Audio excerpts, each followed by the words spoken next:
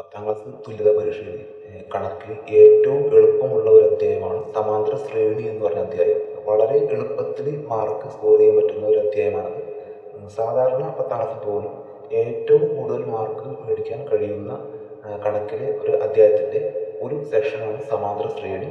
അതുകൊണ്ട് തന്നെ പഠിച്ചാൽ വളരെ സിമ്പിളായിട്ട് നമുക്ക് മാർക്ക് മേടിക്കാൻ കഴിയും. ആർക്ക് വേണമെങ്കിലും ഈ കണക്കുകളുടെ ശരി ഉത്തരം കണ്ടെത്താൻ കഴിയും.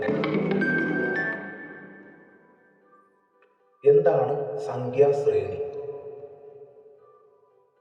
ഏതെങ്കിലും ഒരു നിയമം അനുസരിച്ച് ഒന്നാമത്തേത്, രണ്ടാമത്തേത്, മൂന്നാമത്തേത് എന്നിങ്ങനെ സംഖ്യകളെ കോമയിട്ട് വേർതിരിച്ച് എഴുതുന്നതിനെയാണ് സംഖ്യാശ്രേണി എന്ന് പറയുന്നത്.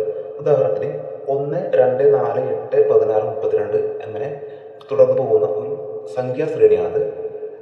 ഇതിൽ ഒരു പ്രത്യേക നിയമമുണ്ട്. ആ നിയമമാണ് ഓരോ സംഖ്യയും തൊട്ട് മുമ്പുള്ള സംഖ്യയുടെ ഇരട്ടിയാണ്. അതായത് ആദ്യത്തെ സംഖ്യാശ്രേണിയിൽ 1ന്റെ ഇരട്ടി 2, 2ന്റെ ഇരട്ടി 4, 4ന്റെ ഇരട്ടി 8, 16, 32 അങ്ങനെ തുടർന്ന് പോകുന്ന ഒരു സംഖ്യാശ്രേണിയാണ് ആദ്യത്തേത്. അതുപോലെ തന്നെ രണ്ടാമത്തെ സംഖ്യാശ്രേണി 1, 4, 9, 16, 25. രണ്ടാമത്തെ സംഖ്യാശ്രേണിയിലെ പ്രത്യേക നിയമം എന്ന് പറയുന്നത് 1 മുതലുള്ള എണ്ണൽ സംഖ്യകളുടെ വർഗ്ഗങ്ങളാണ്. വർഗ്ഗം എന്ന് പറഞ്ഞാൽ ഒരു സംഖ്യയെ ആ സംഖ്യ കൊണ്ട് തന്നെ ഗുണിക്കുമ്പോൾ കിട്ടുന്നതാണ് വർഗ്ഗം. അങ്ങനെ വരുമ്പോൾ 1, 1 × 1, 1, 2 × 2, 4, 3 × 3, 9, 4 × 4, 16, 25 അങ്ങനെ തുടർന്ന് പോകുന്ന ഒരു സംഖ്യാശ്രേണിയാണിത്. രണ്ടാമത്തെ സംഖ്യാശ്രേണിയിലെ നിയമമാണ് 1 മുതലുള്ള എണ്ണൽ സംഖ്യകളുടെ വർഗ്ഗങ്ങൾ മാത്രം കോമയിട്ട് വേർതിരിച്ച് എഴുതിയിരിക്കുന്നതാണ് രണ്ടാമത്തെ സംഖ്യാശ്രേണി. അപ്പം ഏതെങ്കിലും ഒരു പ്രത്യേക നിയമം അനുസരിച്ച് ഇതുപോലെ കോമയിട്ട് വേർതിരിച്ച് എഴുതുന്ന ശ്രേണിയാണ് സംഖ്യാശ്രേണി. എന്താണ് സമാന്തര ശ്രേണി? ഒരു സംഖ്യയോട് ഒരു നിശ്ചിത സംഖ്യ കൂട്ടി എഴുതുമ്പോൾ കിട്ടുന്ന ശ്രേണിയാണ് സമാന്തര ശ്രേണി. ഉദാഹരണങ്ങൾ 1, 3, 5, 7, 9, 11, 13. ഇതിലെ ആദ്യത്തെ സമാന്തര ശ്രേണി ഉണ്ടായിരിക്കുന്നത് ആദ്യത്തെ പദമായ 1 കൂടി 2 കൂട്ടുമ്പോൾ 3, അതുപോലെ തന്നെ 3 2 കൂട്ടുമ്പോൾ 5, 5 2 കൂട്ടുമ്പോൾ 7 അങ്ങനെ തുടർന്ന് പോകുന്ന ഒരു സമാന്തര ശ്രേണിയാണ് ആദ്യത്തെ സമാന്തര ശ്രേണി. അപ്പൊ ആദ്യത്തെ സമാന്തര ശ്രേണിയിൽ ഈ നിശ്ചിത സംഖ്യ എന്ന് പറയുന്നത് 2 ആണ്. രണ്ടാമത്തെ സമാന്തര ശ്രേണിയിൽ ആദ്യത്തെ സംഖ്യ 5, അതിനോട് നിശ്ചിത സംഖ്യയായ 5 കൂട്ടുമ്പോൾ 10, 10 5 കൂട്ടുമ്പോൾ 15, 15 കൂടി 5 കൂട്ടുമ്പോൾ 20 അങ്ങനെ തുടർന്ന് പോകുന്ന ഒരു സമാന്തര ശ്രേണിയാണ് രണ്ടാമത്തെ സമാന്തര ശ്രേണി. ഒന്നാമത്തെ സമാന്തര ശ്രേണിയിലെ നിശ്ചിത സംഖ്യ എന്ന് പറയുന്നത് 2. രണ്ടാമത്തെ സമാന്തര ശ്രേണിയിലെ നിശ്ചിത സംഖ്യ എന്ന് പറയുന്നത് 5. അപ്പൊ ഒരു സംഖ്യയോട് കൂടി ഒരു നിശ്ചിത സംഖ്യ കൂട്ടി എഴുതുമ്പോൾ കിട്ടുന്ന ശ്രേണിയാണ് സമാന്തര ശ്രേണി.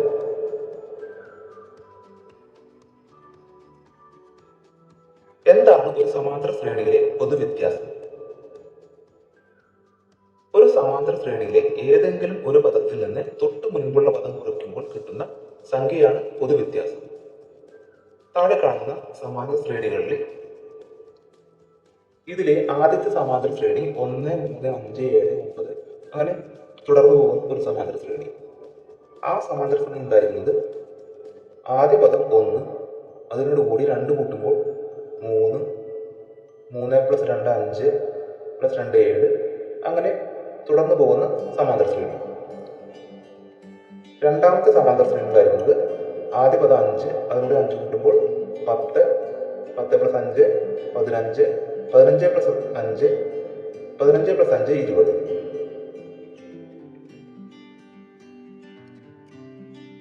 അങ്ങനെ തുടർന്ന് പോകുന്ന ഒരു സമാന്തര ശ്രേണി.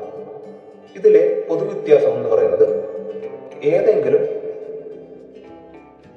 ഒരു പദത്തിൽ നിന്ന് തൊട്ട് മുൻപുള്ള പദം കുറയ്ക്കുമ്പോൾ കിട്ടുന്ന സംഖ്യയാണ് പൊതുവ്യത്യാസം. ആദ്യത്തെ സമാന്തര ശ്രേണിയിൽ രണ്ടാം പദത്തിൽ നിന്ന് 1 കുറയ്ക്കുമ്പോൾ 2 കിട്ടും. ഇതാണ് ആദ്യത്തെ സമാന്തര ശ്രേണിയിലെ പൊതുവ്യത്യാസം. അതുപോലെ തന്നെ രണ്ടാമത്തെ സമാന്തര ശ്രേണിയിലെ പൊതുവ്യത്യാസം രണ്ടാമത്തെ പദമായ 10ൽ നിന്ന് 5 കുറയ്ക്കുമ്പോൾ 5 കിട്ടും. പൊതുവ്യത്യാസം എന്ന് പറയുന്നത് സമാന്തര ശ്രേണിയിലെ ഏതെങ്കിലും ഒരു പദത്തിൽ നിന്ന് തൊട്ട് മുൻപുള്ള പദം കുറയ്ക്കുമ്പോൾ കിട്ടുന്ന സംഖ്യയാണ് പൊതുവ്യത്യാസം. പൊതുവ്യത്യാസത്തെ സൂചിപ്പിക്കും. വ്യത്യാസം എന്നർത്ഥം വരുന്ന ഡിഫറൻസ് എന്ന ഇംഗ്ലീഷ് പദത്തിലെ ഡി എന്ന അക്ഷരമാണ് ഉപയോഗിക്കുന്നത്.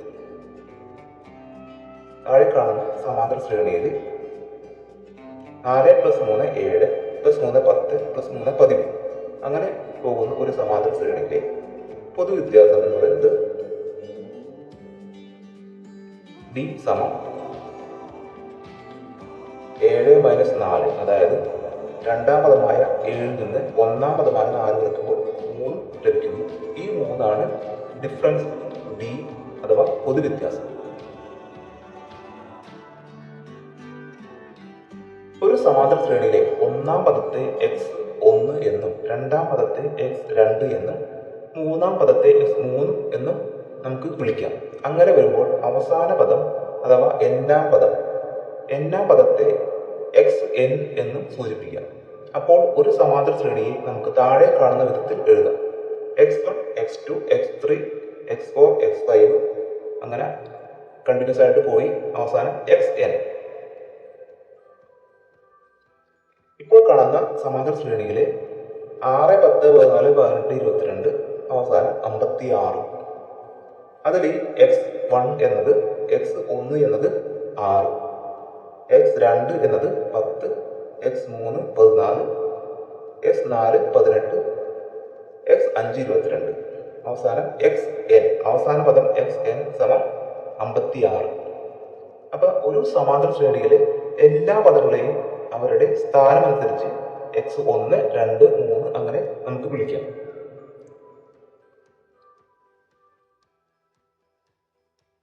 അപ്പോൾ ഒരു സമാന്തര ശ്രേണിയിലെ അവസാന പദം അഥവാ n-ാം പദം കാണാനുള്ള സമവാക്യമാണ് xn സമം a + n-1 × d.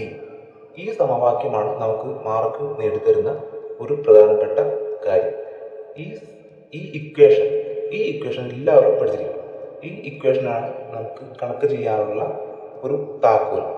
ഇപ്പോൾ കാണുന്ന സമാന്തര ശ്രേണിയിലെ ആദ്യ പദം a സമം 7, n സമം ആ സമാന്തര ശ്രേണിയിലെ പദങ്ങളുടെ എണ്ണം 10, d സമം പൊതുവ്യത്യാസം സമം 10 - 7 സമം 3. അങ്ങനെയെങ്കിൽ ഈ xn സമം a + n-1 × d എന്ന സമവാക്യത്തിലേക്ക് നമുക്ക് ഈ പറഞ്ഞ വിലകൾ നൽകുമ്പോഴാണ് x10 സമം ആദ്യ പദം 7 + n-1, അതായത് 10 - 1 ഗുണനം പൊതുവ്യത്യാസം അഥവാ 3. അപ്പൊ ഏതൊരു കണക്ക് ചെയ്യുമ്പോഴും ആദ്യം നമ്മൾ ഈ പറഞ്ഞ a, n, d എന്നിവ കണ്ടെത്തണം. അതായത് ആൻഡ്, നമുക്ക് ഷോർട്ടായിട്ട് ആൻഡ് എന്ന് പറയാം. ആൻഡ് നമ്മൾ കണ്ടുപിടിക്കണം. ആൻഡ് എന്ന് പറഞ്ഞാൽ a, n, d. a ആദ്യ പദം, n പദങ്ങളുടെ എണ്ണം, d പൊതുവ്യത്യാസം. ഈ 3 കണ്ടെത്തി കഴിഞ്ഞാൽ നമുക്ക് ഒരുപാട് കണക്കുകൾ വളരെ എളുപ്പത്തിൽ ചെയ്യാൻ കഴിയും.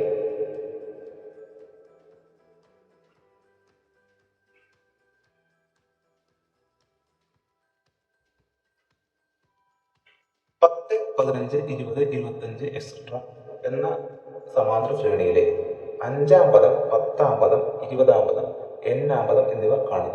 ഈ കണക്കിൽ നമുക്ക് ആദ്യം 5-ാം പദം കാണാം. 5-ാം പദം കണക്ക് ചെയ്യാതെ തന്നെ നമുക്ക് അറിയാം. കാരണം 10, 15, 20, 25 അടുത്ത സംഖ്യ എന്തായാലും 30 ആയിരിക്കും. എന്നാലും നമുക്ക് ഈ ഇക്വേഷൻ അനുസരിച്ച് ചെയ്താൽ ആ 30 കിട്ടുമോ എന്ന് നോക്കാം. ആദ്യം നമ്മൾ ഇക്വേഷൻ എടുത്തെഴുതണം. xn സമം a + n-1 × d. ഇതിൽ നമ്മൾ കണ്ടെത്തേണ്ടത് ആൻഡ് ആണ്, അതായത് a, n, d. a എന്നത് ഒരു സമാന്തര ശ്രേണിയിലെ ഏറ്റവും ആദ്യത്തെ പദമാണ് a. അപ്പൊ a സമം 10, n സമം എത്രാമത്തെ പദമാണോ കാണേണ്ടത് ആ സംഖ്യയാണ് നമ്മൾ n ആയിട്ട് എഴുതേണ്ടത്. അതായത് ഇവിടെ n സമം 5, 5-ാം പദമാണ് കാണേണ്ടത്. അപ്പൊ n സമം 5.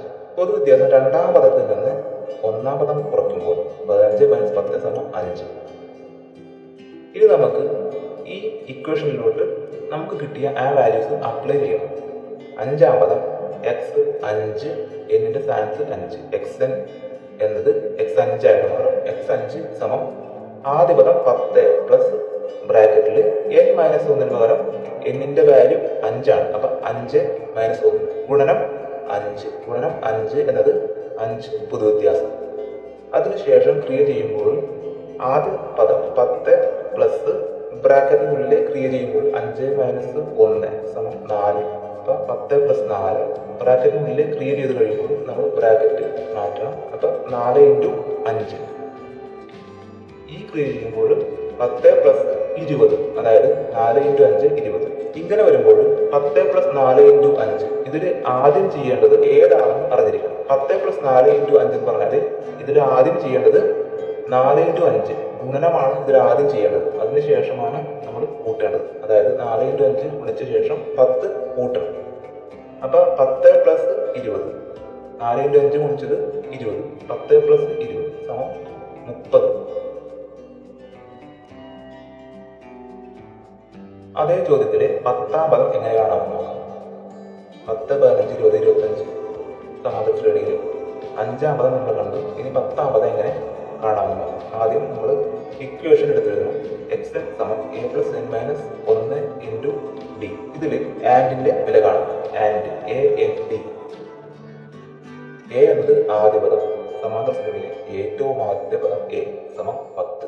എൻ സമം എത്രാമത്തെ പദമാണോ കാണാൻ പറഞ്ഞത് അതാണ് എൻ. അപ്പൊ എൻ സമം 10. പൊതുവ്യത്യാസം എന്നത് 2ാം പദത്തിൽ നിന്ന് ആദ്യ പദം കുറയ്ക്കുമ്പോൾ കിട്ടുന്നത് 5. ഏത് സമാന്തര ശ്രേണിയായാലും ഏതൊരു പദത്തിൽ നിന്നും തൊട്ട് മുൻപുള്ള പദം കുറയ്ക്കുമ്പോൾ നമുക്ക് ഈ പൊതുവ്യത്യാസം കിട്ടും. ഇവിടെ നമുക്ക് 2ാമത്തെ പദത്തിൽ നിന്ന് 1ാമത്തെ പദം കുറയ്ക്കുമ്പോൾ 5 കിട്ടും. ഈ ഇക്വേഷനിലോട്ട് നമുക്ക് എല്ലാ വാല്യൂസും അപ്ലൈ ചെയ്യും.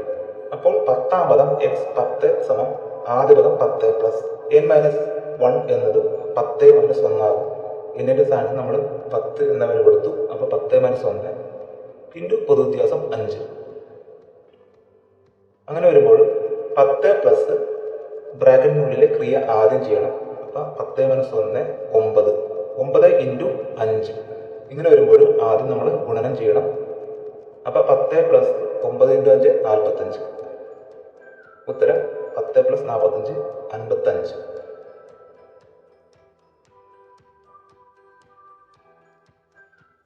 10, 15, 20, 25 എന്ന സമാന്തര ശ്രേണിയിലെ 20ാം പദം കാണുക. ആദ്യം ഇക്വേഷൻ എടുത്തെഴുതുക. എക്സ് എൻ സമം A plus N minus 1 into D. ഇതിനു വേണ്ടി നമ്മൾ ആൻഡ് കാണണം. അതായത് എ എൻ ഡി എന്നിവയുടെ വില കാണണം. എ എന്നത് ആദ്യ പദം 10, എ സമം 10. എൻ എന്നത് എത്രാമത്തെ പദമാണ് കാണാൻ പറഞ്ഞത് അത് 20. എൻ സമം 20. ഡി അഥവാ പൊതുവ്യത്യാസം എന്നത് 15 മൈനസ് 10 സമം 5. അങ്ങനെ വരുമ്പോൾ 20ാം പദം എക്സ് 20 സമം ആദ്യ പദം 10 പ്ലസ് എൻ മൈനസ് 1 എന്നത് 20 മൈനസ് 1 ഇൻറ്റു പൊതുവ്യത്യാസം 5 സമം 10 പ്ലസ് 19 ഇൻറ്റു 5 സമം 10 പ്ലസ് 95. ബ്രാക്കറ്റിനുള്ളിലെ ക്രിയ ആദ്യം ചെയ്യണം. അപ്പം 10 പ്ലസ് 19 ഇൻറ്റു 5 95. 10 പ്ലസ് 95 സമം 105. ഇനി അതേ ചോദ്യത്തില് n ആകും എങ്ങനെ കാണാമെന്ന് നോക്കാം. ആദ്യം സമവാക്യം ഇക്വേഷൻ എടുത്തെഴുതുക. എക്സ് എൻ സമം A plus N minus 1 into D. ഇതിൽ ആദ്യ പദം എ സമം 10, എൻ സമം എൻ തന്നെ. കാരണം n-ാം പദം കാണാൻ പറഞ്ഞാൽ n സമം n തന്നെ എഴുതണം. പൊതുവ്യത്യാസം b സമം 15 മൈനസ് 10 സമം 5. അതിനുശേഷം n-ാം പദം എക്സ് n സമം 10 പ്ലസ് n മൈനസ് 1 ഇൻറ്റു 5. നമുക്ക് n-ന്റെ വാല്യൂ n തന്നെയാണ്. അതുകൊണ്ട് n-ാം പദം എക്സ് n സമം ആദ്യ പദം 10 പ്ലസ് n മൈനസ് 1 എന്നത് n മൈനസ് 1 തന്നെ ഇൻറ്റു പൊതുവ്യത്യാസം 5. അതിനുശേഷം സമം 10 പ്ലസ് ഇറക്കി എഴുതുക. അതിനുശേഷം ബ്രാക്കറ്റിനുള്ളിൽ ഉള്ള n മൈനസ് 1-നെ 5 കൊണ്ട് ഗുണിക്കണം. അതിനുവേണ്ടി ബ്രാക്കറ്റിന് പുറത്തുള്ള 5 കൊണ്ട് ആദ്യം n-നെ ഗുണിക്കണം. അപ്പം 5 ഇൻറ്റു n 5n മൈനസ് അതിനുശേഷം ബ്രാക്കറ്റിനുള്ളിൽ രണ്ടാമത്തെ സംഖ്യയെ 5 കൊണ്ട് ഗുണിക്കണം. അപ്പം മൈനസ് 1 ഇൻറ്റു 5 സമം 5 തന്നെ. അതിനുശേഷം 10 പ്ലസ് 5 മൈനസ് 5 നമുക്ക് കിട്ടുന്നു. അതിനുശേഷം സമം 10 ഇറക്കി എഴുതി അതിനുശേഷം +5n എന്നത് വലത്തോട്ട് കൊണ്ടുപോവുക. അതിനുശേഷം -5 എന്നത് ഇടത്തോട്ട് കൊണ്ടുവരിക. ഇങ്ങനെ ചെയ്തു കഴിഞ്ഞാൽ ക്രിയ ചെയ്യാൻ എളുപ്പമായിരിക്കും, അല്ലെങ്കിൽ തെറ്റിപ്പോകാൻ സാധ്യതയുണ്ട്. ഇങ്ങനെ വരുമ്പോൾ നമുക്ക് 10ൽ നിന്ന് 5 നേരിട്ട് കുറയ്ക്കാൻ കഴിയും. അപ്പം സമം 5 + 5n.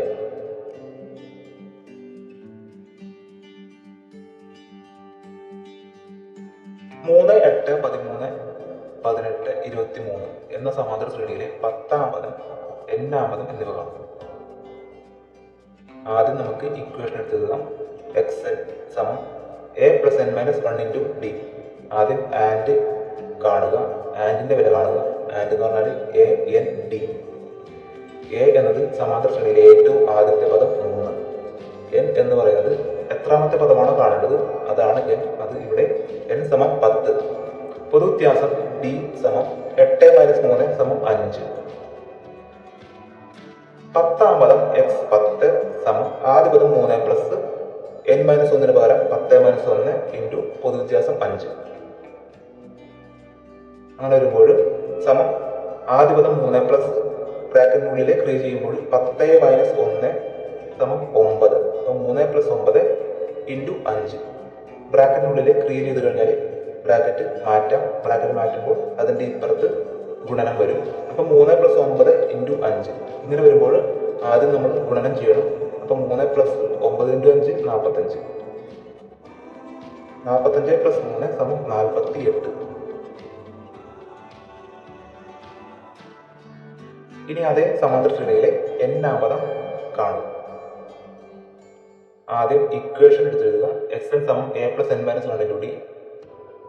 ആദ്യ പദം ഏറ്റവും ആദ്യത്തെ പദം, സമാന്തര ശ്രേണിയിലെ ഏറ്റവും ആദ്യത്തെ പദം സമം 3.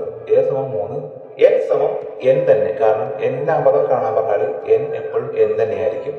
അപ്പൊ n സമം n. പൊതുവ്യത്യാസം d സമം 8 - 3 സമം 5. ഇനി നമുക്ക് ഈ വാല്യൂസ് ഇക്വേഷനിലോട്ട് അപ്ലൈ ചെയ്യാം. അങ്ങനെ വരുമ്പോൾ xn സമം ആദ്യ പദം 3 പ്ലസ് n - 1 എന്നത് n - 1 തന്നെ, കാരണം n-ാം പദമാണ് കാണാൻ പറയുന്നത്. അപ്പൊ n സമം n തന്നെയാണ്. അപ്പൊ n - 1 n - 1 തന്നെയായിട്ട് കിടക്കും.